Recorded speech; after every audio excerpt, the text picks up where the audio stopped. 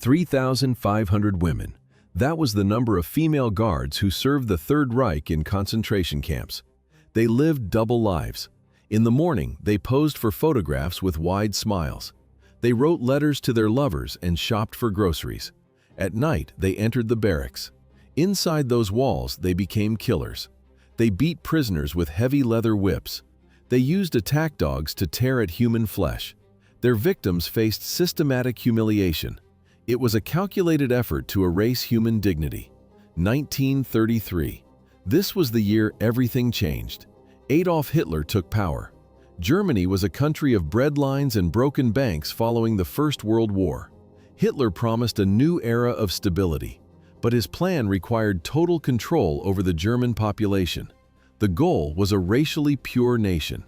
The regime seized the education system. They dictated what happened in the workplace. They even entered the private home. Societal roles were split by gender. Men received uniforms. They joined the army or the police force. Women received a different set of instructions. Their duty was to the household. They were told to raise children who would become future soldiers. They were tasked with spreading Nazi propaganda in their neighborhoods. For years, the military remained a male-only domain. The Nazi leadership insisted that a woman's place was far from the front lines. But the plan failed. 1942. The German army was bleeding out across 3 continents. Battalions were dying in the frozen mud of the Soviet Union. Tank crews were burning in the deserts of North Africa. Divisions were pinned down in Western Europe. The front lines were a vacuum for manpower. Every available man was sent to the trenches. At the exact same time, the Holocaust moved into its most violent phase. The network of concentration camps expanded. Thousands of new prisoners arrived by train every single day. The barbed wire fences grew longer. The watchtowers stood empty. The SS faced a critical shortage of personnel. There were simply no men left to staff the gates. The regime had to break its own rules. Women were no longer just mothers. They were needed as instruments of terror. 1939. This was the year the SS began a new recruitment drive. They needed women. The organization responsible for the concentration camps started placing advertisements in local newspapers and job centers across Germany.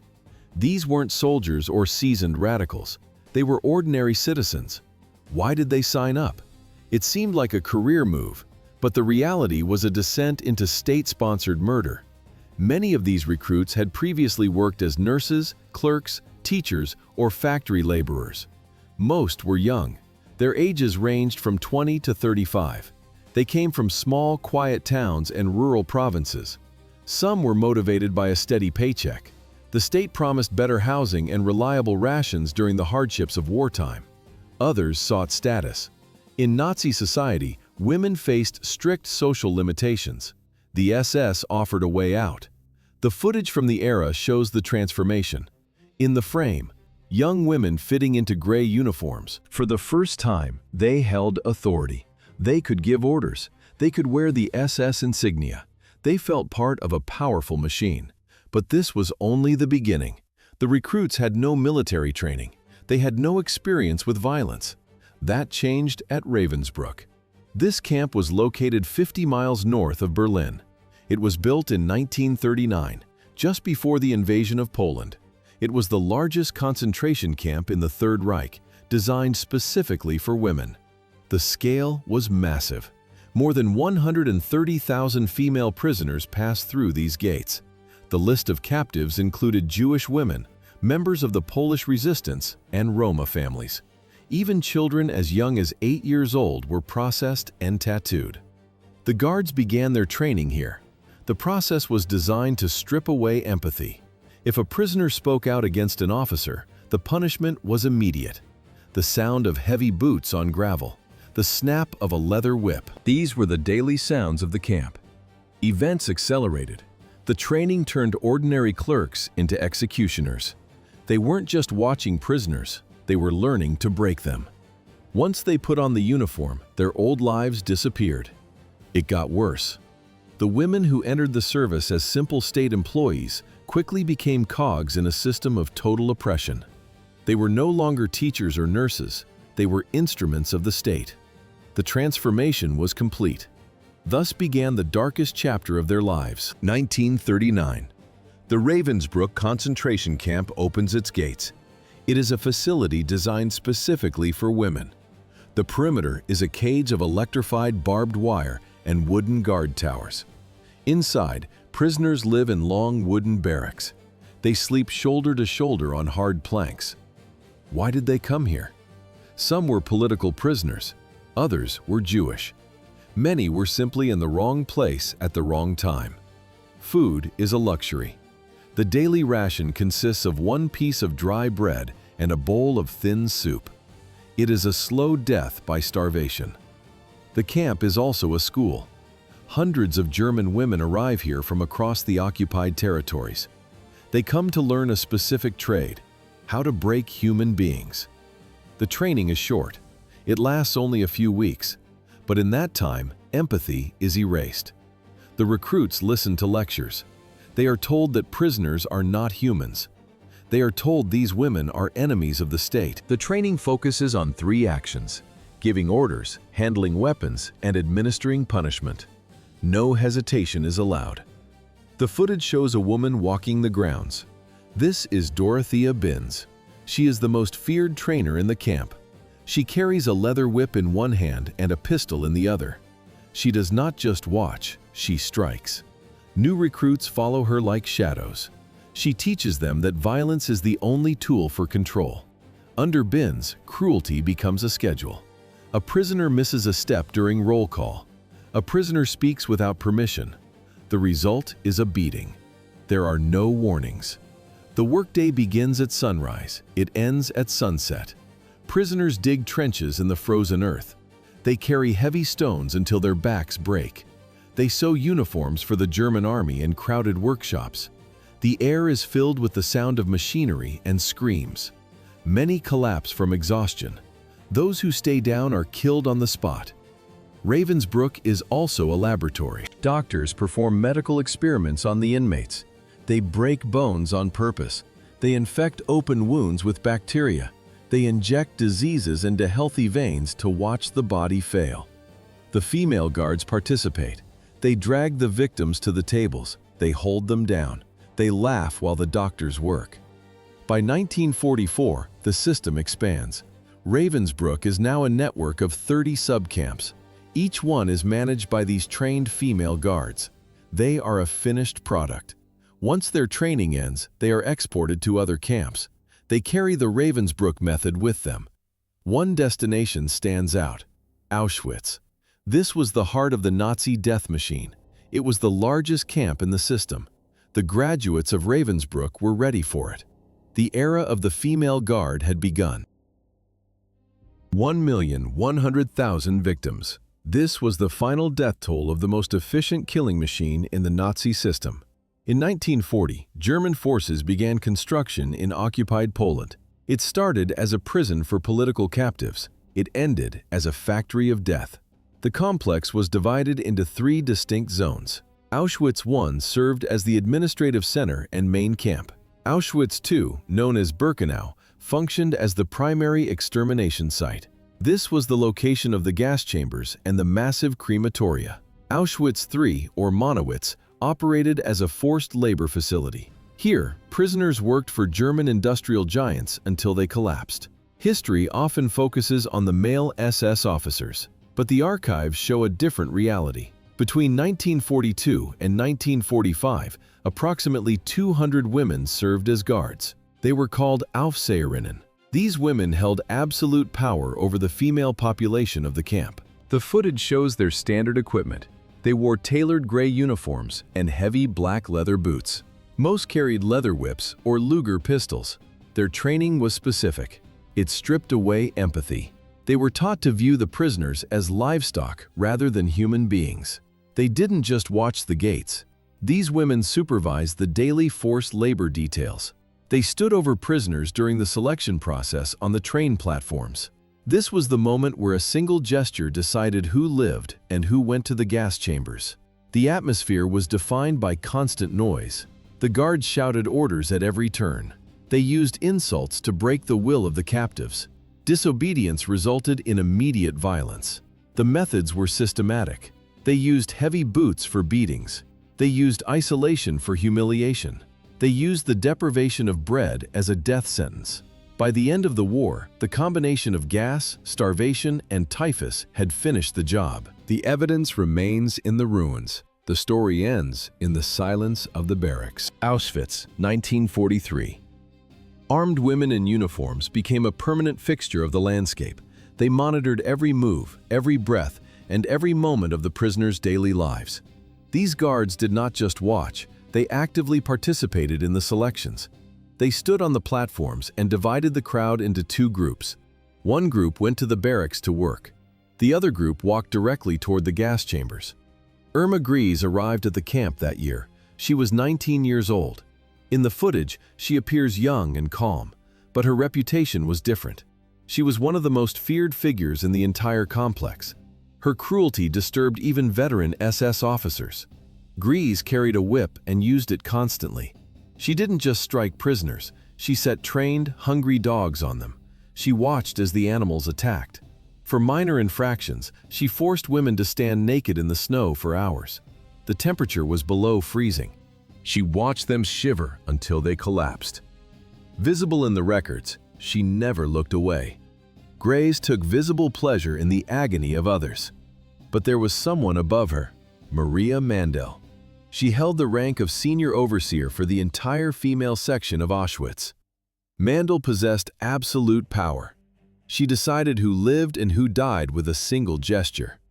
During the morning roll calls, she walked slowly through the rows of prisoners. She looked for the weak. She looked for the sick. When she pointed a finger, the guards moved in. Those women were taken to the gas chambers immediately. How many died because of her? Historians have calculated the scale. Mandel is responsible for the deaths of over 500,000 women. She also created the camp orchestra. This was not for entertainment. She forced female musicians to play upbeat marches and classical pieces while their fellow prisoners walked to the execution sites. The sound of violins mixed with the smell of the crematoriums. It was a psychological weapon, but Mandel and Grese were not alone. Others built their own records of violence. Teresa Brandl was known for her temper. She beat prisoners until they lost consciousness over tiny mistakes in their work. Elisabeth Volkenrath was another. She managed selections and punishments first at Auschwitz, then at Bergen-Belsen. She was efficient, she was cold. Events accelerated as the guards began to compete. They didn't just follow orders, they vied for the title of the most brutal overseer. Violence became a sport. They compared their methods. They tried to outdo each other in the severity of their punishments. The camera captures their faces in later trials. They look like ordinary women, but the survivors remembered the whip, the dogs, and the cold. Their crimes were documented in detail. The court reached its verdict. Kindness was a death sentence. The female guards competed for the title of the most brutal. They viewed any sign of empathy as a fatal flaw. They didn't just watch the prisoners, they robbed them. They stripped jewelry from necks and took bread from trembling hands. Hunger and fear were their primary tools of management. One piece of bread, that was all it took. A guard caught sharing food with a starving prisoner faced immediate execution. The rules were absolute. For the women behind the wire, these female overseers became the ultimate symbols of terror. The survivors remembered the details: the sound of heavy boots on the gravel, the crack of a whip. Many victims later testified that the women were more terrifying than the men. Their cruelty felt calculated.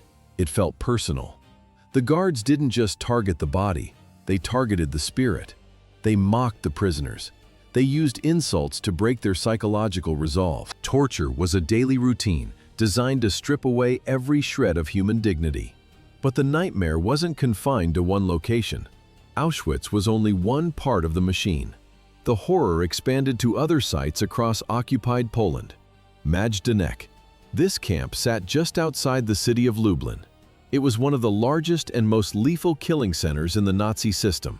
The scale of the violence here was massive. Records show that the guards at Majdanek operated with the same cold efficiency seen at Auschwitz. There was no escape.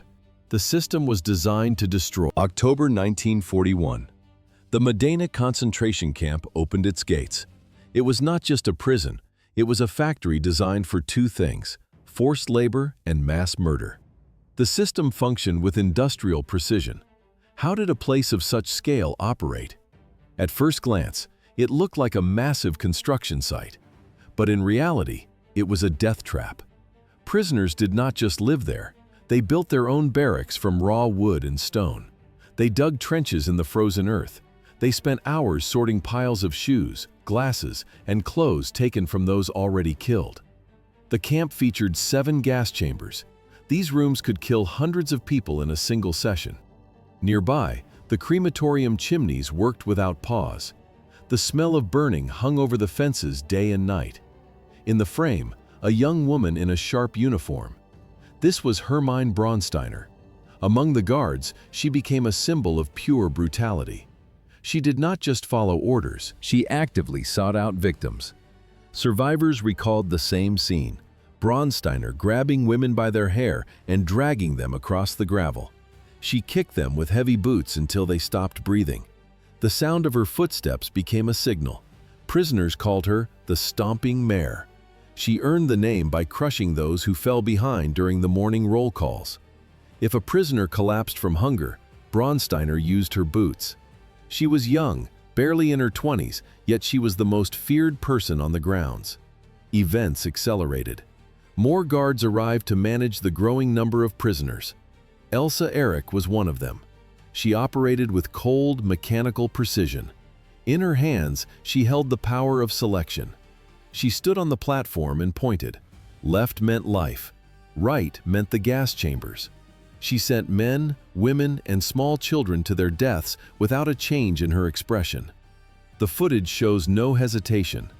Eric appeared detached from human emotion. To her, the screams were just background noise. Murder was simply a clerical task. She treated the extermination of thousands as a routine shift at an office. Majdanek served as a hub for all of occupied Europe. Cattle cars arrived daily, packed with people from every corner of the continent. The victims believed a lie. They thought they were being relocated for labor. They brought suitcases, family photos, and hope. Most were dead within hours of arrival. Both male and female guards maintained the terror. They walked the perimeter with dogs and whips. They ensured the machinery of the camp never stopped. There was no mistake in their intent. Every action was designed to break the will before breaking the body. The system was perfect. The tragedy was absolute. The gates finally opened when the Red Army arrived in 1944. Thus ended the era of Majdanek. April 15, 1945. British soldiers reached the gates of Bergen-Belsen. They expected a military installation. Instead, they found a graveyard for the living. The camp sat in northern Germany. Originally, it served a specific purpose. The Nazis held high-value political prisoners here. These were bargaining chips to be traded for German captives. But as the front lines collapsed, the plan changed. Bergen-Belsen became a dumping ground. Thousands of prisoners arrived from other camps on forced marches. They were skeletal and exhausted. The infrastructure failed. There was no food in the storehouses, no medicine in the infirmaries, no roof over the heads of the new arrivals. The geography of the camp shifted into a landscape of waste. By late 1944, the ground was no longer visible. It was covered by thousands of people too weak to stand. The footage shows them lying in the mud. The air smelled of rot and human waste. Desperation took over. Prisoners crawled across the dirt to strip bark from the trees. They ate grass until the ground was bare. Then the diseases arrived. Typhus and dysentery swept through the barracks. Bodies piled up in the open air. The burial details could not keep pace with the mortality rate. Two names dominated the camp hierarchy. Irma Grese arrived from Auschwitz. She brought her whip and her reputation for sadism. Elisabeth Volkenrath took charge of the female guards. She enforced a brutal discipline that ignored the reality of the dying. Both women moved through the camp with total indifference to the suffering around them. The final weeks brought total structural collapse. Germany was losing the war. The SS guards stopped distributing rations entirely. They cut off the water supply. They retreated to their towers and watched the prisoners die in silence. Order did not exist. Only the sound of coughing and the sight of unmoving piles remained. When the British tanks finally broke through, the scale was unprecedented. 60,000 prisoners were still breathing. They lay among 13,000 unburied corpses. The liberators froze. Even for combat veterans, the scene defied comprehension. The liberation had begun, but for many, it came too late. Over the next few weeks, thousands more would die from the damage already done. The era of the camps was ending. The evidence was everywhere. 10,000 rotting corpses. This was the view that met the British 11th Armored Division. Human remains covered the ground like a carpet. The stench of death hit the soldiers long before they reached the gates. It was thick and unbearable. Doctors stood frozen at the sight of the survivors. These were moving skeletons. Most weighed less than 70 pounds. Ribs protruded through paper-thin skin. April 15, 1945. The liberation of Bergen-Belsen changed everything. For the first time, the world saw the industrial scale of the Nazi camps. It was no longer a rumor. Cameras filmed every detail. The footage shows piles of bodies stacked like timber. These recordings captured the crimes the regime tried to incinerate. The evidence was now undeniable. But where were the killers? At first glance, the camp was a chaos of victims. But in reality, the executioners were hiding in plain sight. The female SS guards watched the tanks approach. They knew the Allies were coming for them. Terror replaced their former cruelty. Many scrambled to erase their identities. Some threw their black uniforms into furnaces. Others used dull scissors to cut their hair short, hoping to look like ordinary civilians. They moved quickly. They discarded their leather boots and stole rags from the dead. But this was only the beginning. The guards tried to blend into the sea of refugees. They walked among the millions of displaced people clogging the German roads. Some claimed they were forced laborers from Poland or France. They practiced their lies. They adopted false names and invented stories of suffering. In the first few weeks, disappearance was easy. Germany was a landscape of ruins and fire. Paperwork didn't exist. Could they really just walk away? It seemed possible in the confusion. But the British investigators had a different plan. The camera records the scene. British soldiers forcing the captured guards to carry the dead to mass graves. The female guards are visible in the frame. Their faces are pale. They are no longer shouting orders. They are working under the barrels of Allied rifles. The Allied command was determined. They didn't just want the camp cleared. They wanted the guilty brought to justice. The hunt for the SS had started.